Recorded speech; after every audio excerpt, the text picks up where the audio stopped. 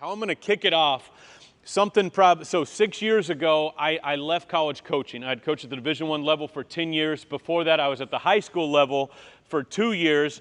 And one of the best strategies I've learned now speaking, getting to work with different corporations, like in the corporate world, there's a lot of different definitions out there that we all preach, but we live by differently. So one thing we do based on all of our player development stuff, we start off with just our standards, our expectations. And I know like there's this word of culture and it's almost become a buzzword now, like the cool word on social media. I just had a big time CEO, runs a multi-million-dollar company. I spoke to them 2 weeks ago in Phoenix and he was like, how do I get more people connected quicker within our culture? And everyone wants like all these little fun, team building, player development building, exercises, whatever. What we believe it is, speaking the same language, and I'm not just talking terminology, but speaking the same language and having the same starting point for what we expect out of each other. So what we do literally, and we started this 5 years ago, and it's helped us become super successful in developing players, we have 4 standards, and I'm going to share them with you today.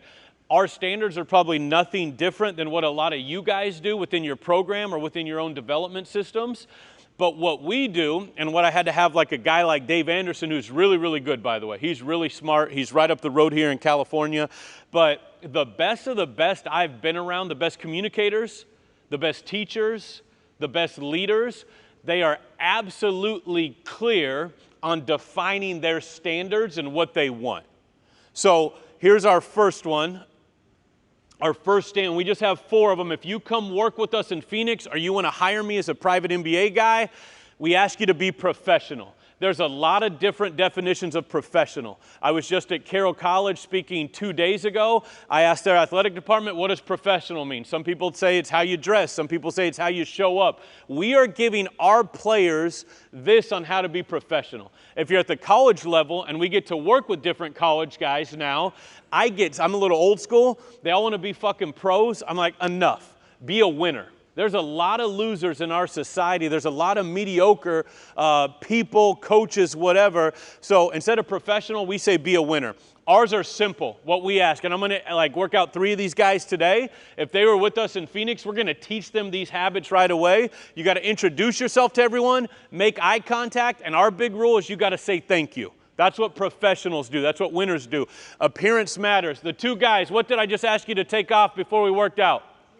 Jewelry. We don't work out with earrings, necklaces. Dame CJ had that culture in Portland. Like, I don't want to walk into a doctor or a lawyer, someone I'm paying money for. A dude's got like earrings, jewelry. Like, those aren't professional. So, a professional game, we want to show up professionally.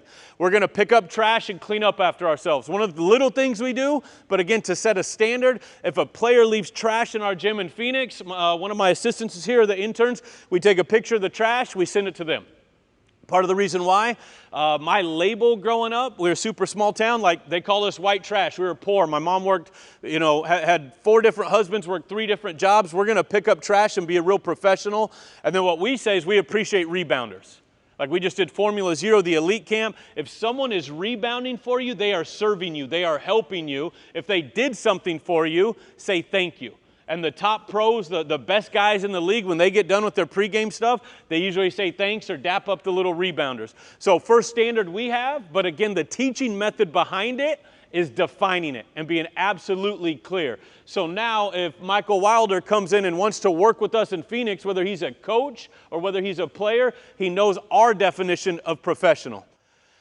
The next one, and this is core of what we do, we want to be on time. We always say we have one phrase, losers are late. Someone walks in our gym, it's a laughing matter if you're late. And by the way, late to us does not mean like, oh, the workout starts in 4 minutes. We don't get loose or stretch at the start time. We work out at the start time. You better have a little bit of a sweat going. You better stretch. I don't care who it is, if it's Dame Lillard, who's played in the league for 13 years, or if it was Jacoby Walter, who we just had, who was one and done from Baylor. They better be there, get there early, getting their mind and their body right. So we ask, what does on time mean? Be stretching at least or bouncing a ball 10 minutes before your workout time. I think what's under-taught and underemphasized, especially high school, college level, those guys when they get to us and do pre-draft, if you're ever running late, let our staff know in advance. That's just something we ask of them. It's a little thing, but it's a big thing that goes a long way. So first standard we have is being professional. Second one's on time. Now the fun stuff, and you guys working with me today, this is what I'm going to ask of you, and we're going to have some fun doing it, but we're going to be hardworking. And there's lots of definitions of hard work out there. Again, it has to be yours, and it has to be clear, cut, concise. Our first one, we don't coach effort. I just told these guys we will applaud their mistakes if they're going hard. When you see, it's not just about what we do today, but I think it goes into how we do it. You'll see how we'll have an extra basketball always ready if they make a mistake to encourage their effort. Big one for us in player development, pace and purpose. And we'll talk about it today within some of our skill stuff, but more precision. We really coach and emphasize precision and the amount of force we're playing with. And then we just ask them to attack every rep and every challenge. Our last one, my favorite one, because I believe it's a separator. We want to be professional. We want to be on time. We want to be hardworking. But where anyone goes from good to great or great to elite is usually with their commitment level. And here's how we define committed individuals. And again, just our language, our expectation. Be who you say you are. Do what you say you're going to do.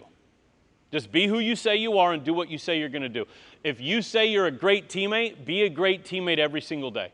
If you say you're a tough competitor, be a tough competitor every single day. Even when the odds are stacked against you and referees made a bad call, be a committed individual. The other thing we ask about committed individuals, when they're really committed to the process of getting better, and especially at the pro level, and we demand this out of these guys, you're going to give coaches verbal and nonverbal feedback when you're being coached. I have no clue when it really started. I think these iPhones had a lot to do with it, but man, these kids don't talk anymore. And again, I coached 10 years at the Division I level. I consult at different schools now. Like I just spoke at Baylor, Ohio State, Arizona State, Texas A&M the last 4 months, going out there, meeting with their staff, meeting with their players. These kids do not talk at all.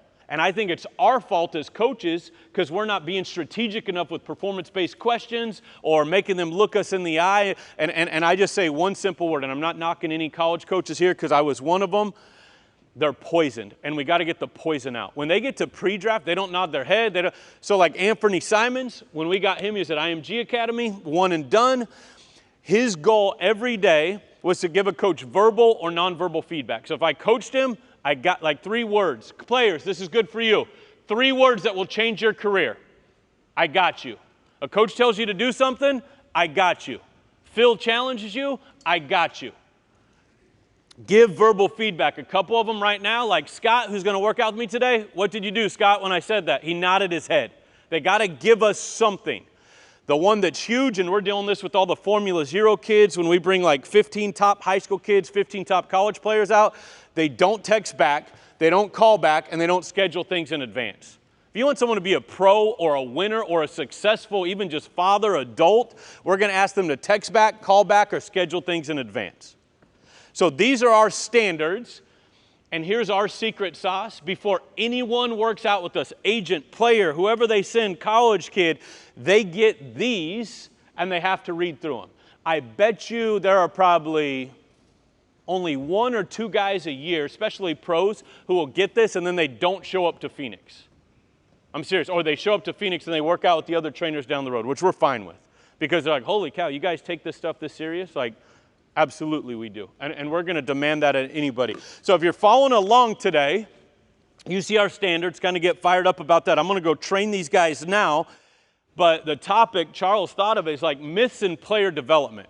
And the reason why I love that, and maybe some aren't myths, but I think what we've all gotten away from, and we're all coaches, and obviously we're all high performers in this room or we wouldn't be here on a Saturday right now, but what we get away from are timeless truths.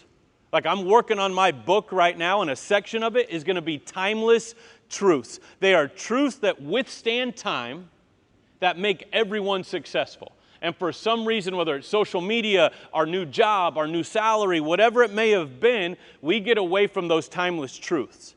So the first one I gave you right here, the myth I hear is that you can't coach guys and hold them accountable anymore.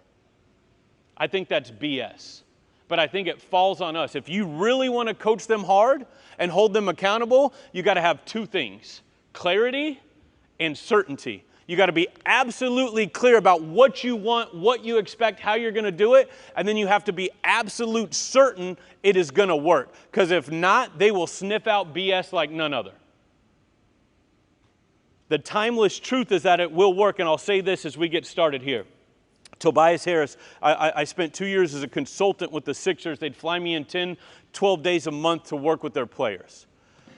About a week into it, Tobias grabs me, wants to work out. I was like, damn, I'm supposed to be working with these young guys, helping guys shoot the ball.